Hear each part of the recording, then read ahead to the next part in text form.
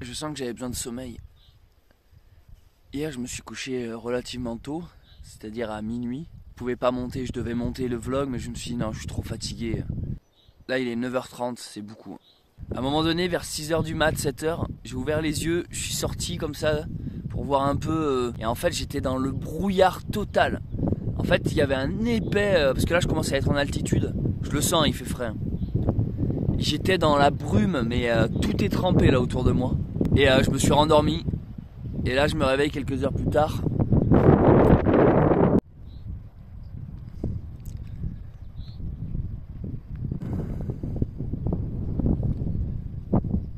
L'endroit était bien. Pour dormir, il était bien. Silencieux, calme, pas trop de passages. Depuis 1 heure ou 2, là, j'entends les marcheurs qui sont là-bas. Le chemin est quand même un peu loin. Donc, ils me voient pas. Donc j'ai pu dormir aussi, c'est bien de s'éloigner un peu du chemin. L'avance qu'ils prennent là pendant que moi je dors, au final je le rattrape souvent après parce que hier ils se sont arrêtés bien avant, moi je devance. Allez, je vais me lever, je vais peut-être boire quand même un petit café. Je déjeune pas en fait le matin, j'ai remarqué. Vu que le camp est assez long à défaire, je switch le petit déjeuner. Mais là je sens que j'ai besoin d'un truc, j'avais besoin de sommeil. Donc je me fais un petit café, je range le camp et on attaque le Mont Lozère. Allez, je vous souhaite une bonne vidéo.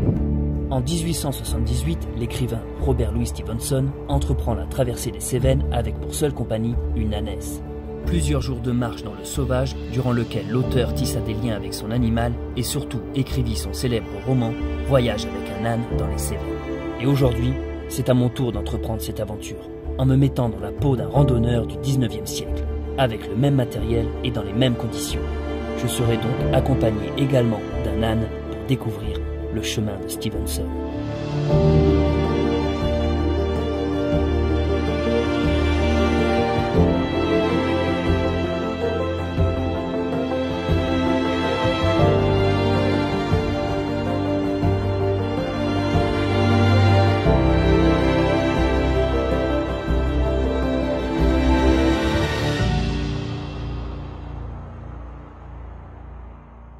Celles et ceux qui ont regardé le vlog en entier hier, à la fin je disais que j'avais une petite surprise pour Archie aujourd'hui.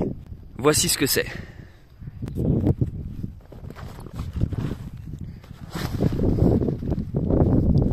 Mon sac à dos. Vous voyez pas où je vais en venir? Avant que je range le camp, je voulais préciser que ma genre de création de duvet en attachant ma couverture avec les petits bouts de ficelle là, ça a marché. C'est-à-dire que c'est super en fait, c'est peut-être pour ça aussi que j'ai bien dormi. Ça m'a fait vraiment un duvet qui tenait chaud, qui passe en dessous, donc ça me fait en bas, ça me fait une sorte de couche en plus pour le côté moelleux. Et hop, je recouvert là-dedans. Et après, boum, ça sur le haut du corps. Et c'était vraiment excellent quoi. Enfin voilà quoi, ça serait à perfectionner, mais en tout cas l'idée marche bien. Je dois avouer que pour le moment, mes installations pour la nuit fonctionnent bien en fait. Je dors relativement bien, j'ai pas froid, il n'y a aucune nuit où j'ai eu froid. Et vous voyez là pourtant je viens de me lever, donc je suis sorti du lit et là il fait froid en fait. Là j'ai froid, je suis obligé de mettre un pull parce qu'on est en altitude, il y a une sorte de vent. Aujourd'hui le vent pour le son ça va pas être terrible je pense. Je sais pas si ça continue à souffler comme ça tout le long de la balade. Mais là il fait froid et donc c'est la preuve que tout mon système de couchage fonctionne et ça c'est vraiment un bon point parce que je vous le dis c'est le truc que j'appréhendais le plus. Faire de la randonnée façon 19e, sans tente, sans duvet, sans matelas, machin, tu te dis oh là là je risque vraiment d'avoir froid et en fait non, ça va, je suis même bien en fait, je me sens tout en mitouflé, tout en sécurité dans toutes mes couettes.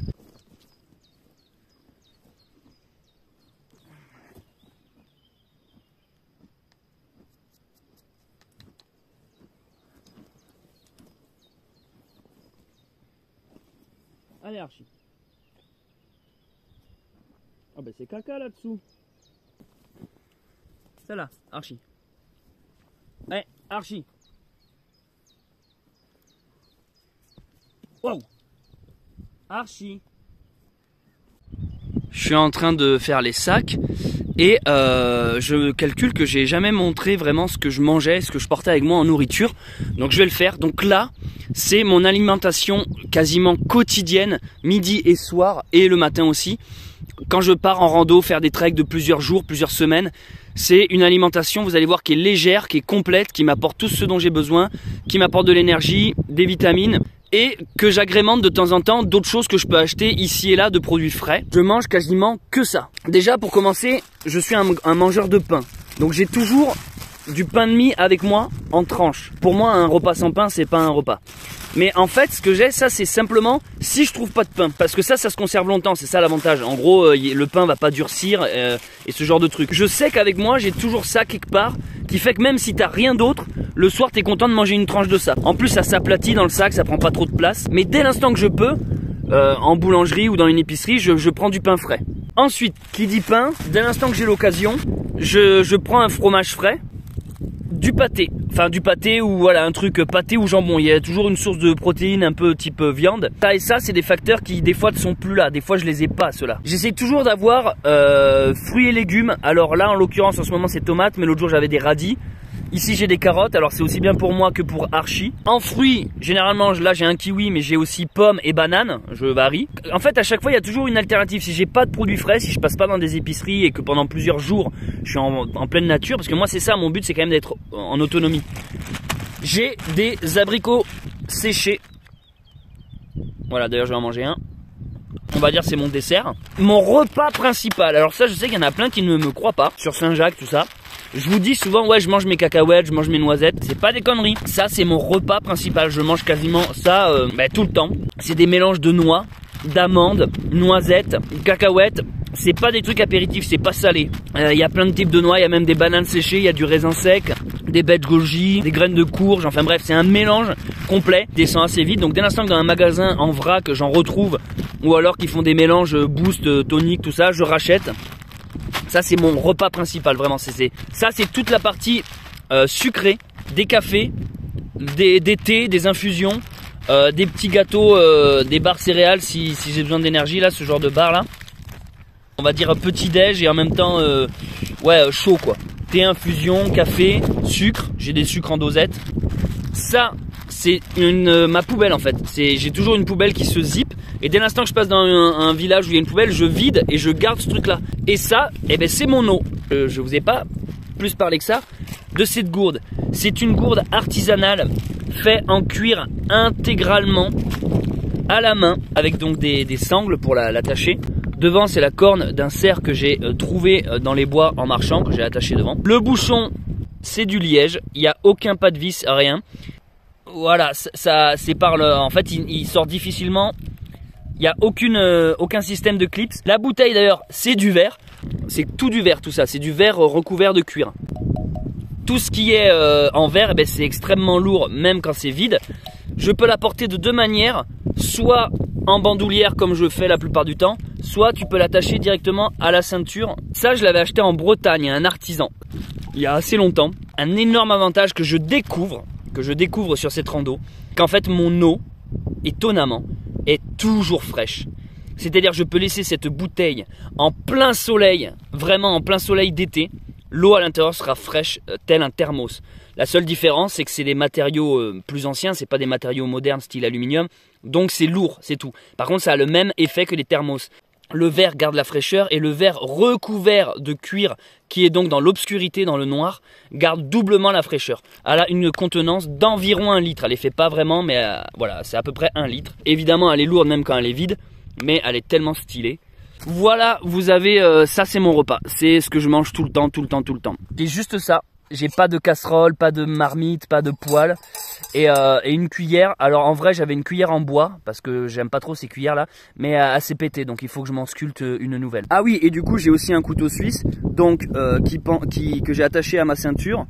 Il est attaché plus exactement à la chaînette qui relie et en fait j'ai juste à tirer dessus. Si je le veux, regardez, je fais juste hop et il vient. En fait je l'attache avec grâce au tire-bouchon là. C'est-à-dire que regardez, je mets ça dans l'anneau là. Hop, et là je referme. C'est tout. Ça fait que le couteau suisse est là. Et si j'en ai besoin dans l'urgence, j'ai juste à tirer dessus. Il a une pince à épiler. Ici. Il a un cure-dent ici. Le cure-dent, je m'en sers jamais pour curer les dents. Par contre, ça m'est déjà arrivé d'avoir besoin d'un truc fin pour retirer une écharde ou percer ou ce genre de truc. Et sur écurer les ongles qui en l'occurrence sont dégueulasses en ce moment. C'est un modèle de couteau suisse qui qui est excellent, qui est un peu plus grand que la moyenne, donc il a un cran d'arrêt. Parce que la plupart des couteaux suisses n'en ont pas, comme ça j'ai pas la lame qui revient. Après ben, classique, hein, ouvre-boîte, tire-bouchon. Moi celui-là ce qui me plaît c'est qu'il a la scie. Ça, est-ce que c'est histo? La réponse est non. Stevenson n'avait pas de couteau suisse. Par contre c'est très pratique. Et en couteau j'en ai un autre. Alors je vous explique, en fait j'ai oublié mon couteau bushcraft en fait. J'ai un énorme couteau qui est dans une sacoche en cuir avec un fire steel, tout ça. Je l'ai oublié, mais par chance j'avais pris lui. Donc ça c'est un Mora, c'est un classique. Avec son étui en plastoc, c'est quand même moins beau.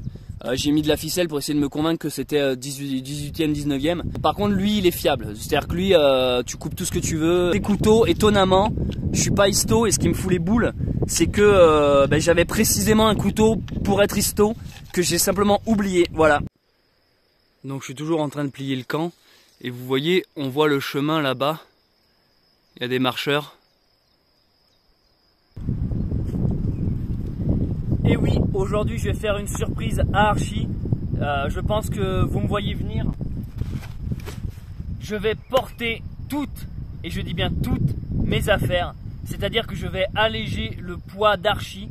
Aujourd'hui c'est une étape qui monte. On fait le mont de Lozère. Vous montrer que je ne fais pas tout porter à Archie, que je peux aussi porter mon propre sac. Stevenson dans son livre a eu un petit problème en arrivant sur la ville d'Ussel. L'âne a fait tomber toutes ses affaires et il s'est avéré que c'est Stevenson qui a terminé par porter ses propres affaires pendant que son âne ne portait rien. C'est ce que je vais faire aujourd'hui. Je fais ça volontairement pour faire plaisir à Archie, pour le challenge et pour vous faire plaisir. Ça c'est mon sac qui est vide. Jusque là c'était Archie qui le portait. Ce sac il était dans un des gros sacs marron derrière. Dedans regardez tout ce que je vais mettre. Je commence par mettre au fond tous mes vêtements. Ça c'est tous mes vêtements de rechange. Ils sont là-dedans pour si jamais il pleut c'est imperméable. Mon pyjama, mes chemises de rechange, mes chaussettes. Ensuite toute ma nourriture. Ça c'est tout ce que je vous ai montré. C'est toute ma nourriture. Ça c'est lourd. Donc la nourriture. Ensuite, ça c'est la bâche, le tarp, plié, rangé avec les sardines à l'intérieur, les sardines qui sont en bois, que j'ai taillé moi-même, je vous les montrerai. Bah je peux vous les montrer maintenant, oh non c'est chiant en fait. Bah si allez je le montre maintenant. Voilà, ce sont simplement des bouts de bois que j'ai taillés. Voilà, l'intérêt d'une sardine c'est toujours qu'il y a un petit endroit où la ficelle peut être bloquée, vous voyez, là j'ai utilisé un nœud naturel. Là, bon celle-là elle est un peu fragile. Voilà, donc ça c'est des sardines taillées dans le bois. Ça, c'est une couverture de survie. Si jamais j'ai trop froid, je veux pas non plus crever pour des vidéos sur YouTube. Et je prends une couverture de survie. Ça, c'est tout mon matériel électronique. C'est-à-dire, il y a la batterie, la power bank, qui permet de recharger mon téléphone portable. Et le drone. Le drone que voici, il se déplie avec ses petites ailes. J'ai sa télécommande, donc ceux que ça intéresse, ce drone il fait 250 grammes. Il y a un lien dans la description si vous voulez voir quel modèle c'est. De toute façon tout mon matériel est dans la description, je vous invite à aller voir tout ça. J'adore ce drone, c'est ce qui fait de belles images. Hein. C'est un cadeau qui m'a été offert. Hein. Venez pas me dire hey, t'es survivaliste et t'as un drone, c'est un cadeau de ma famille et de mes amis parce qu'ils savent que je suis dans la vidéo, donc voilà, ils m'ont fait un cadeau qui est excellent. Là tout ça c'est des prises. C'est que des prises et des câbles, tout ça, donc bon, ça je vous épargne, c'est un peu chiant. Tout ce qui est high-tech est là-dedans en fait, 21e siècle. Dans mon dos. Et je porte, bien sûr, vous l'aurez compris, toujours mon matelas qui est donc ma peau de mouton, avec toutes mes affaires là, ma pipe, mon carnet, mes papiers, mon argent et la gourde. Voilà tout ce que je vais porter aujourd'hui. Du coup, qu'est-ce que Archie va porter au final? Elle va porter tout simplement toutes ses affaires. Je laisse Archie porter ses affaires.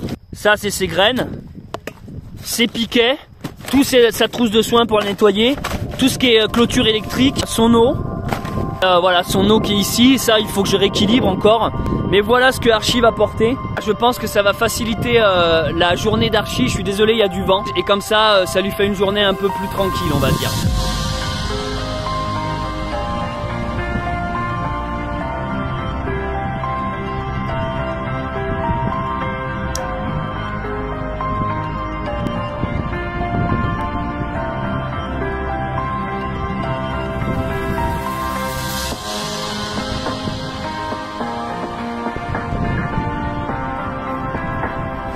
j'annonce aussi officiellement que tout l'argent, et je dis bien tout l'argent généré par cette vidéo et toutes les personnes qui feront un don suite à cette vidéo sur par exemple ma page Tipeee, tout cet argent sera reversé à une association pour les animaux. Alors je n'ai pas encore choisi quelle association, j'aimerais trouver un truc pour les ânes, idéalement, si quelqu'un peut faire une recherche à ma place et m'écrire en privé, ou alors ça sera un truc genre la SPA ou 30 millions d'amis, ou vous voyez ce genre de truc. Aujourd'hui je mets cette vidéo sous le signe de la défense des animaux, et voilà, Archie est moins chargé que moi, je vous le dis, rien que là pour me relever, ça va être difficile. Ah! Au fond de moi, je dois avouer être content, renfiler un sac à dos, ça m'avait presque manqué. Et voilà, on quitte l'endroit où nous avons passé la nuit. Franchement, j'ai super bien dormi. Et toi Archie, bien dormi? Alors, ça fait quoi de voyager léger Archie? Ah, ça me fait plaisir. Je suis content aujourd'hui de partager son fardeau. Si je ne peux pas le porter, monsieur Frodon, je pourrais vous porter.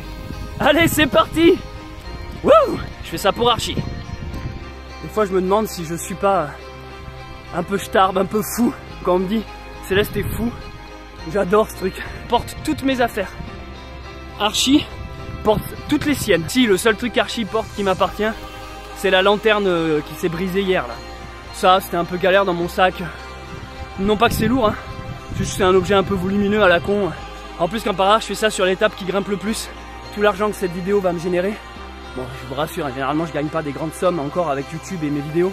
Le peu que je gagnerai ira pour une asso. Et si vous faites des dons suite à cette vidéo sur Tipeee, je vais pas créer une cagnotte sur PayPal ou sur d'autres trucs. Je peux pas, là je suis en rando, j'ai qu'un portable, je vais pas faire toutes ces démarches. Tous les gens qui font un don sur Tipeee pour cette vidéo, je sais que sur Tipeee vous pouvez laisser un message lorsque vous faites votre don. Précisez dans votre message pour l'asso, pour la lutte animale, enfin bref, précisez si jamais dans les autres vidéos les gens font des dons sur Tipeee, que je sache que c'est pour cette vidéo là. Parce que quand vous faites un don sur Tipeee, ça précise pas suite à quelle vidéo vous faites le don. Voilà. J'avais froid ce matin, je suis presque en train de le regretter. Ça va Archie, toi tu dois kiffer là. Tu dois revivre hein. Déjà qu'elle était pas beaucoup chargée même quand elle apportait toutes mes affaires. Mais alors là maintenant, tellement légère les sacoches, mais tant mieux. Je suis content. Pendant des années quand j'étais à Toulouse, j'ai bossé pour l'association L214. J'étais le vidéaste officiel, monteur de l'assaut et la lutte de la défense animale. Donc tout ce qui est manif. Donc en fait j'étais chargé de filmer les manifestations et ensuite faire des vidéos en fait sur les manifs. Je n'allais pas dans les abattoirs filmer des trucs, hein, ça c'était pas moi. Moi c'était juste, je m'occupais de l'antenne relais de Toulouse, partie vidéo et communication. Et donc pendant 2 ans j'étais militant assez engagé. Puis après je me suis un peu éloigné parce que déjà j'ai quitté Toulouse pour commencer. Les animaux ont toujours eu une place importante pour moi dans ma vie et dans mon cœur et dans ma conception du monde. Salut tout le monde, je m'appelle Céleste Grant et vous êtes sur la chaîne Bunker Sauvage. Bienvenue à tous les nouveaux et toutes les nouvelles qui s'abonnent tous les jours suite à ces vidéos qui semblent vous plaire. Vous regardez actuellement le vlog numéro 8 qui retrace ma 8e journée de marche sur le GR70, le chemin de Stevenson, voyage avec un âne dans les Cévennes. Je fais ça à la façon d'un randonneur du 18e siècle, même si mon sac à dos est moderne, mais j'étais pas censé le prendre ni le porter.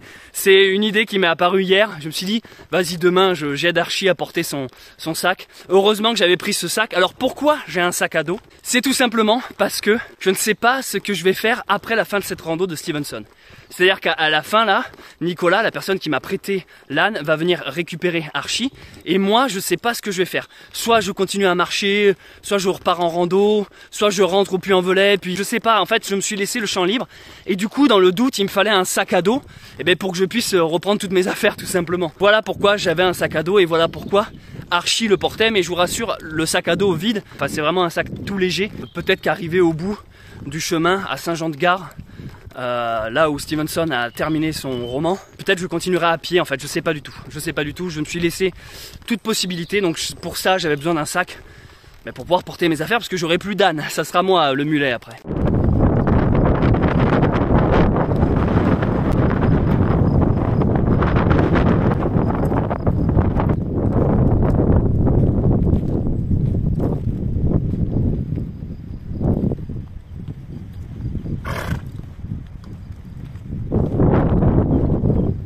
Changement total d'ambiance. Là je monte, j'approche petit à petit du sommet. Il y a beaucoup de vent et il fait carrément froid en fait.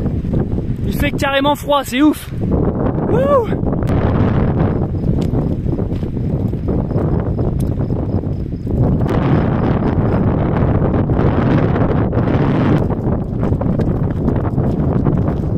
Moi qui avais pour projet de faire voler le drone aujourd'hui, projet annulé immédiatement.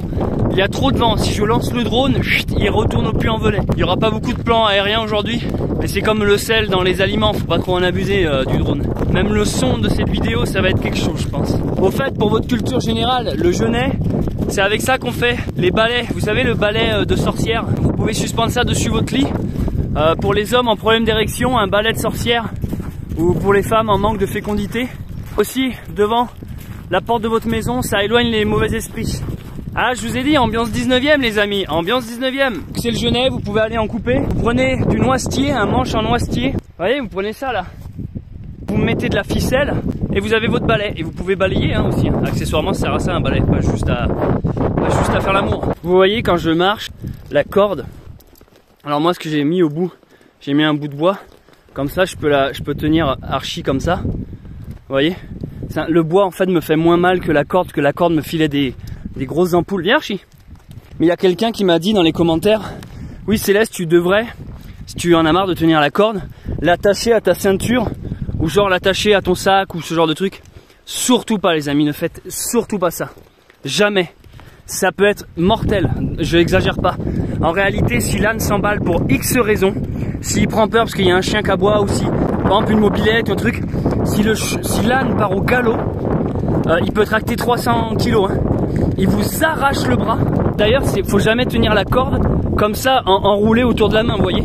Si vous tenez la corde comme ça, enroulée autour de la main, là, si l'âne part, il vous broie les os, il n'y a plus de main, vous mourrez immédiatement. Si vous l'attachez à votre ceinture, eh ben c'est simple, il vous traîne et vous raclez sur le bitume. Ça va pas plus loin que ça. À l'époque, c'était un supplice. Hein. Les gens, on les faisait traîner derrière des ânes, des chevaux ou des taureaux. Hein. La corde se tient toujours comme ça, de manière à ce qu'elle puisse vous échapper facilement des mains. Rien que des fois, quand il tourne la tête pour aller goûter de l'herbe, vous perdez la force. Là, on vient de cette plaine venteuse. Et là, on arrive à la station de ski du Mont Lozère. Et donc là, on va commencer l'ascension du mont pour de bon, même si elle est déjà bien entamée. On voit les tire-fesses là-bas. Donc là, juste pour le kiff, j'ai toujours aimé les ambiances de station de ski. J'ai mis Archie là et je vais me prendre un petit café vite fait. Ah ouais, carrément un petit feu et tout. Ah, ça le fait bien là. Putain, mais c'est magnifique hein. J'adore ce genre de truc. Bonjour monsieur. C'est magnifique chez vous. Ah ouais, c'est super beau. L'ambiance montagne, il n'y a rien de mieux. C'est top. Je découvre le Mont Lozère. Un régal. Donc ça c'est l'association officielle qui s'occupe des chemins de Robert Louis Stevenson, du GR, mais aussi tous les événements qu'il y a autour. Et ça c'est moi. Alors, vous voyez bien que c'est un smartphone avec lequel je filme. Smartphone qui a plusieurs objectifs.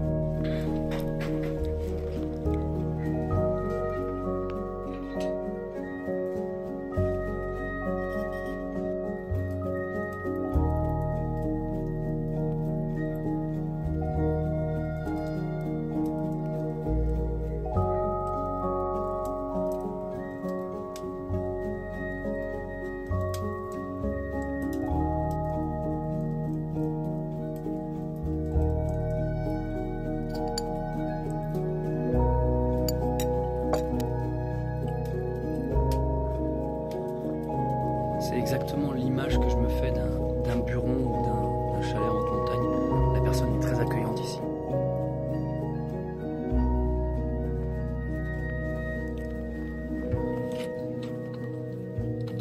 Le Puy-en-Velay, le Monastier, Goudet, le Boucher Saint-Nicolas, Landos, Pradel, Langogne, ça me fait bizarre, j'ai l'impression de revivre mon aventure quoi. Saint-Flour de Mercoire là, c'est là où j'ai pas pu aller à cause du ruisseau. Cheylard-l'Évêque, Luc, la Bastide Puy-Laurent, Chesserades, le Blémard, c'est là où j'étais. Le sommet du Finiel, c'est ce que je vise aujourd'hui, ça. 1700 quasiment. Le pont de Montvert. Ah ben regardez, je suis bien avancé, hein. Donc on a fait la Haute-Loire, là on est en Lozère, et après on sera dans le Gard. C'est exactement tout ce qui m'est arrivé, quoi. Ah ouais, c'est un petit carnet, le Puy-en-Velay, avec des croquis et tout. Ah, pas mal, franchement.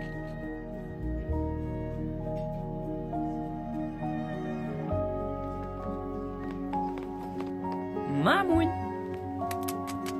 Mamoun. Oh, Mamoun. Il me manque mon petit Niaou. Mais on s'occupe bien de lui. Les gens me le gardent. Je pouvais pas prendre Niaou avec moi en rando. Bon, vu qu'il y a énormément de vent, j'ai ressorti la pèlerine pour avoir un peu plus chaud. Allez Archie, on commence notre ascension. Je me fais une promesse à moi-même. L'hiver prochain, je viens faire du ski ici. Allez, on entame le sommet. Ah, regardez, ça c'est ma phobie. Je sais pas pourquoi, depuis que je suis gamin, ça m'a toujours... c'est un truc qui me... Non mais regardez ce genre de baraque. Pourquoi on vit pas dans un monde où toutes les maisons sont comme ça, quoi? Donc là, on va entamer un sommet. C'est le point le plus haut de toute la randonnée sur le GR70, le chemin de Stevenson. Et c'est aussi la raison pour laquelle je voulais, sur cette étape, porter mes affaires pour vraiment faciliter le travail d'Archie sur l'étape la plus difficile et celle qui grimpe le plus.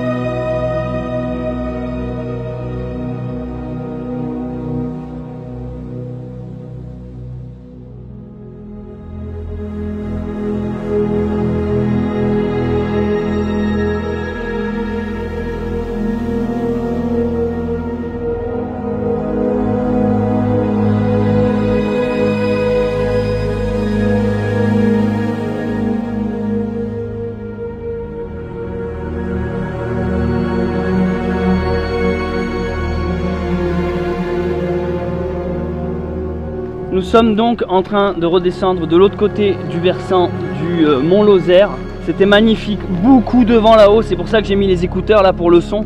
La montée était relativement douce, honnêtement j'ai pas senti trop l'effort dans la montée. Ça va, pourtant on montait haut, hein. La montée mais agréable, super paysage. Il m'est arrivé un petit accident là-haut, mais j'ai fait tomber mon téléphone portable. Et il est tombé côté écran et du coup ben là il s'est fissuré, enfin il y a une petite de la lentille de devant, donc je sais pas si ça se voit à l'image, mais il a pris un star. Il a volé en fait avec le vent, il m'a échappé des mains. En tout cas là on est en train de redescendre de l'autre côté.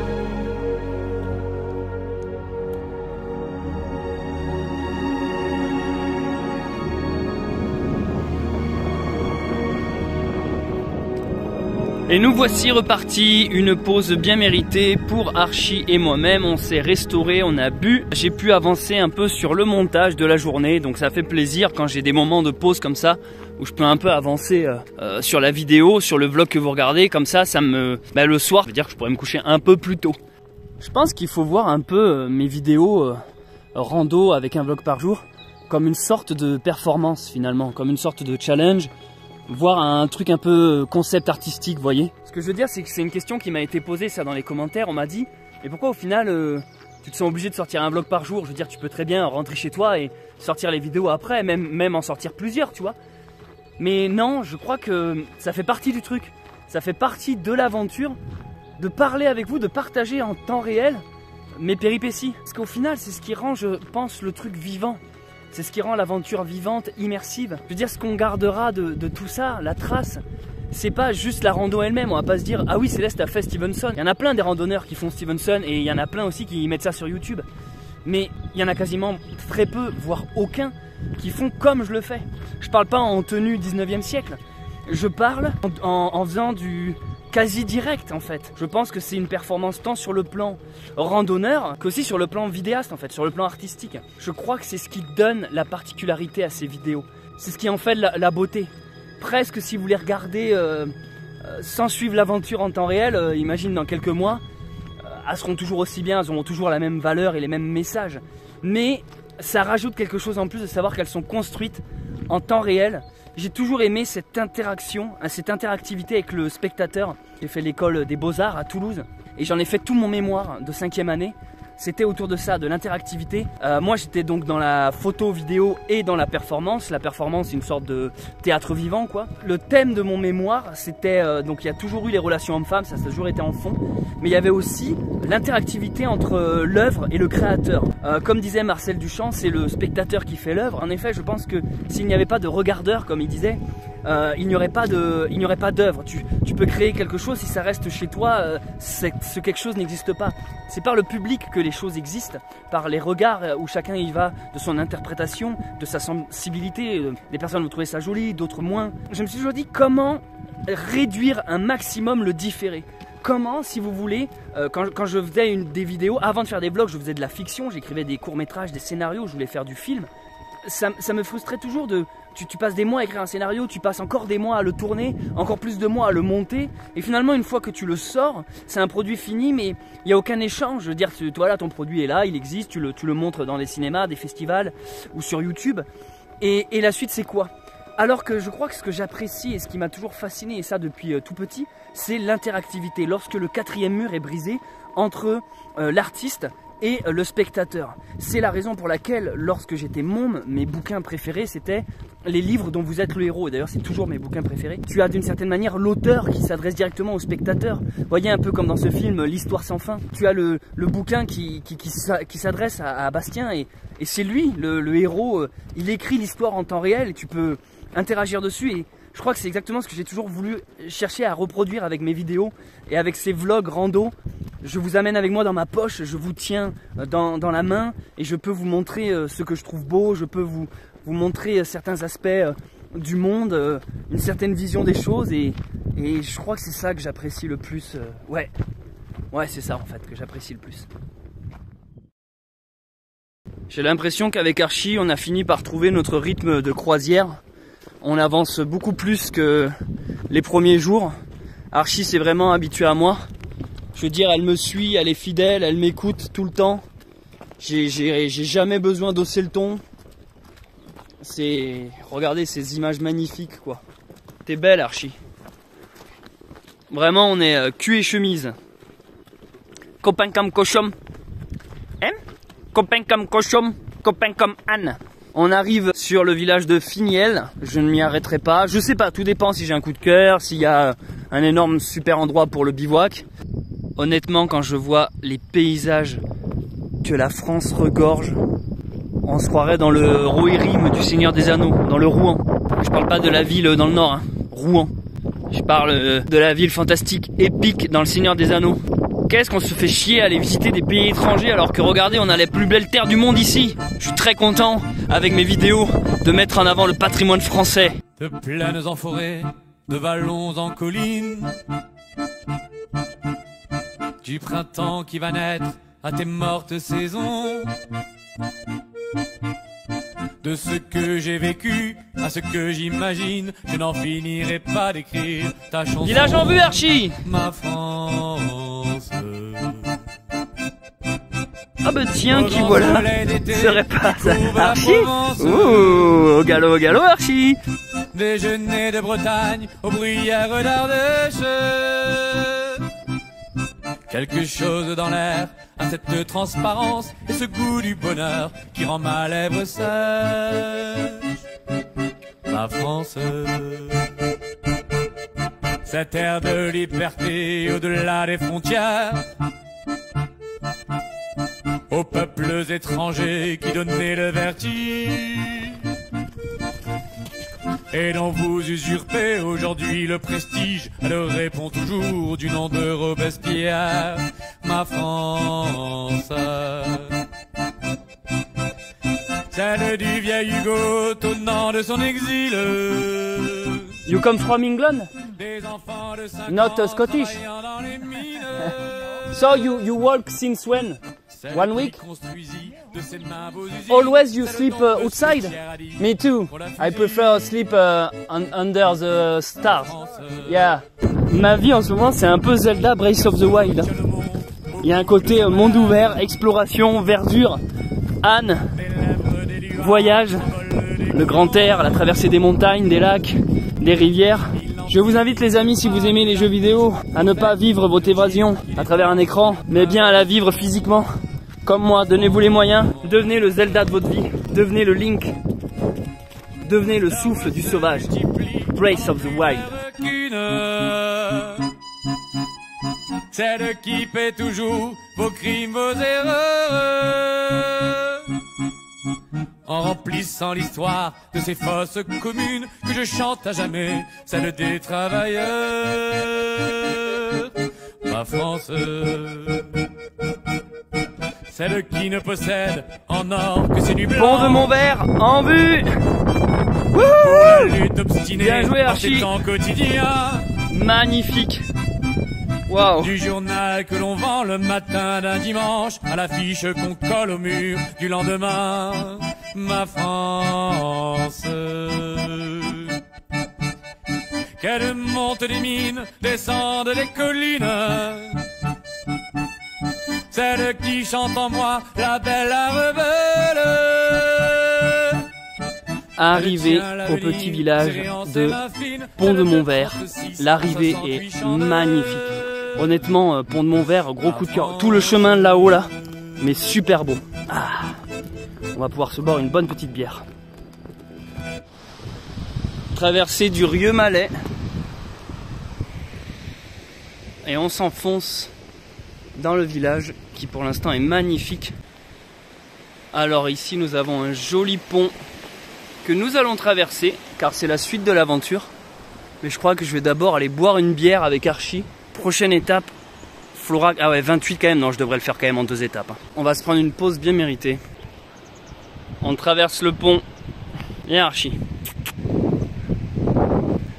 Serait-ce le pont de Montvert? Je viens de voir en face les 2 personnes qui avaient aussi 2 ânes avec lesquels Archie a déjà dormi. Je vais essayer de voir où ils dorment ce soir. Je vais un peu tirer des informations. Encore une super nouvelle, écoutez ça. Il y a un enclos pour les ânes, juste là. Donc je vais pouvoir y mettre Archie parce qu'elle a super bien bossé. Donc je lui évite aujourd'hui le camping sauvage à l'arrache. On va la mettre dans un vrai enclos et en plus il y a les 2 autres ânes qu'elle connaît déjà. Ça c'est le premier bon point. Deuxième bon point, j'ai retrouvé donc les 2 autres personnes qui ont aussi des ânes, que vous avez vu dans les vlogs précédents. Ils sont en train de manger. Ils m'ont dit va poser Archie là-haut et après viens boire un coup avec nous ou pourquoi pas manger. Regardez, c'est magnifique, le village d'ici est super beau. Regarde Archie, qui c'est là? Et la troisième bonne nouvelle, c'est que ces 2 personnes qui dorment dans un gîte ont réussi à louer la vraie chambre de Robert Louis Stevenson, vous m'avez entendu? Je vais donc aller filmer pour vous la véritable chambre où Stevenson en personne a dormi. Viens Archie. Tiens, regarde. Oui. Tiens, je te mets ça là. Voilà. J'ai débatté Archie. Il manque plus qu'à la brosser. Voilà, elle a super bien travaillé aujourd'hui. C'était une étape vraiment difficile. Elle a de l'eau. Elle a surtout de la compagnie. Mais ce cadre bucolique, c'est incroyable, c'est magnifique. Waouh!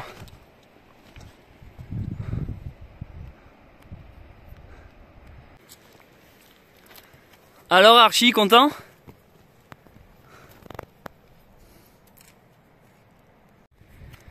Juste à côté d'un champ de narcisses en plus.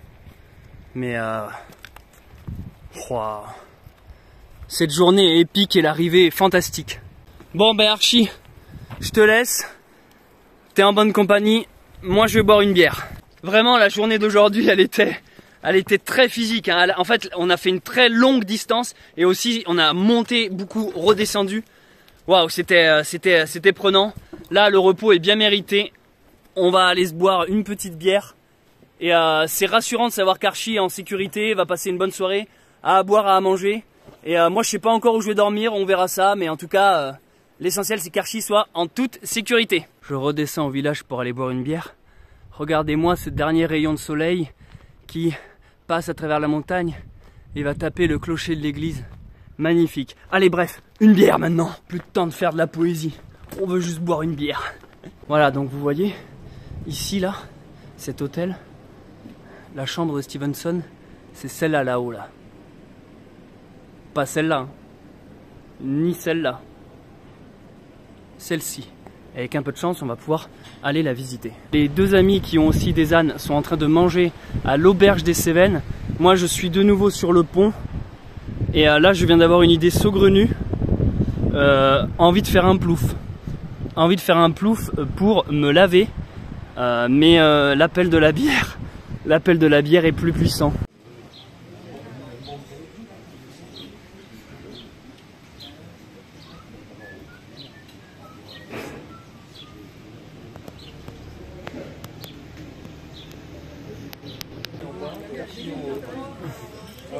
Ah oui, on les voit là. On peut les surveiller d'ici. Ouais, du coup les gars, si vous voulez boire un coup avec nous, allez-y. Hein. Ouais.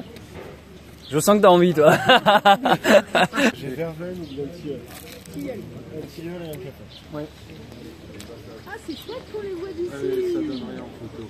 Oh là là. Aujourd'hui, je l'ai ménagé. Je lui ai porté la moitié de son sac. Ah oui, Pascaline, je la vois là. Couleur de la roche. Ah mais si, Archie, il est dans le genêt là-haut. Ah oui, on le voit, ça y est.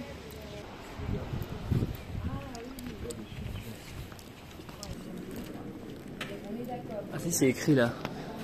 Ah bah voilà. J'ai fait étape à l'auberge des Cévennes.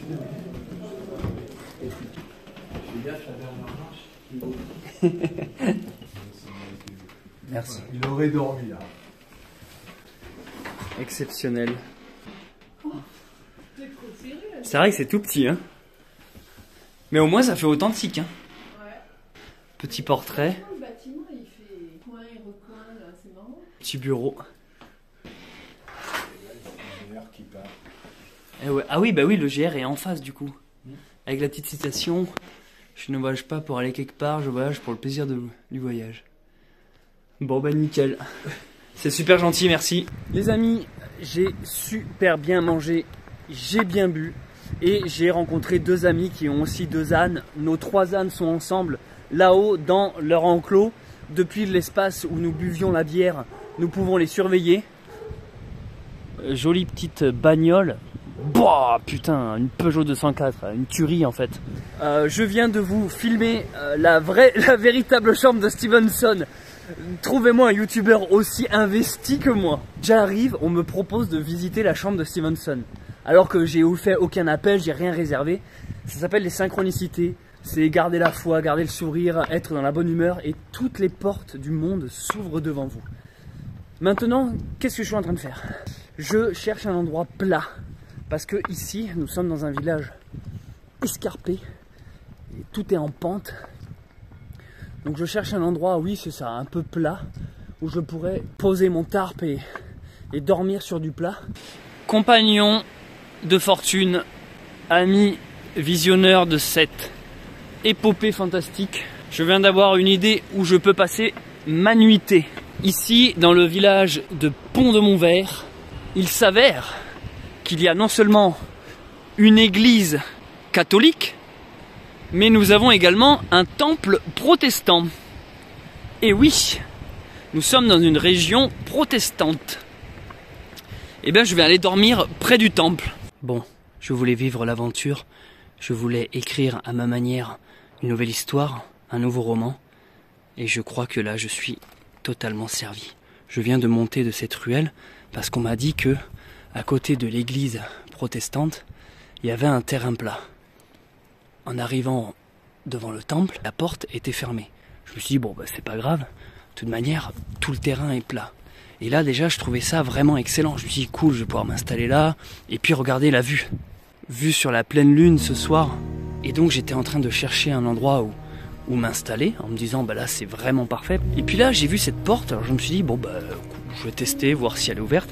Étant donné que je suis jamais rentré dans un temple protestant. Et là, je découvre qu'elle est ouverte. Alors là, d'un coup, je me dis, mais attends. C'est incroyable. Un temple protestant ouvert. Et là, je me dis, mais si j'arrive à dormir ici, c'est exceptionnel. Je suis même jamais rentré dans un temple protestant. Je fais le tour en regardant les coins où je pourrais potentiellement m'installer pour passer la nuit. Je me dis, ben ouais, je vais m'installer en haut, comme ça, si quelqu'un rentre demain, je dérangerai pas. Et puis me vient une idée saugrenue d'ouvrir ici ce panneau électrique. Et puis je me dis, tiens, il y a un petit bouton ici. Qu'est-ce qui se passe si je le monte ?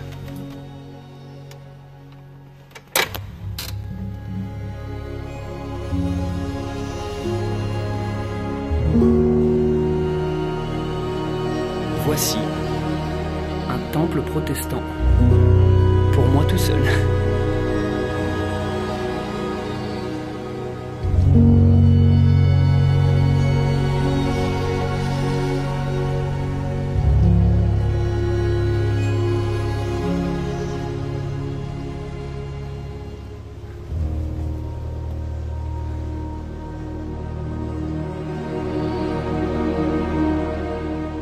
N'y voyez là aucun blasphème de ma part, bien au contraire.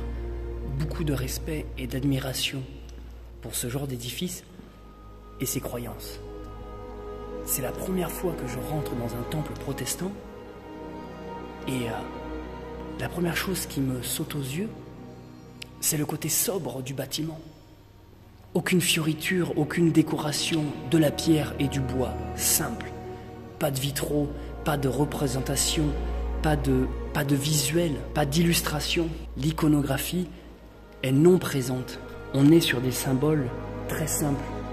Une croix, une Bible, les bancs pour les fidèles, avec une légère tribune tout autour.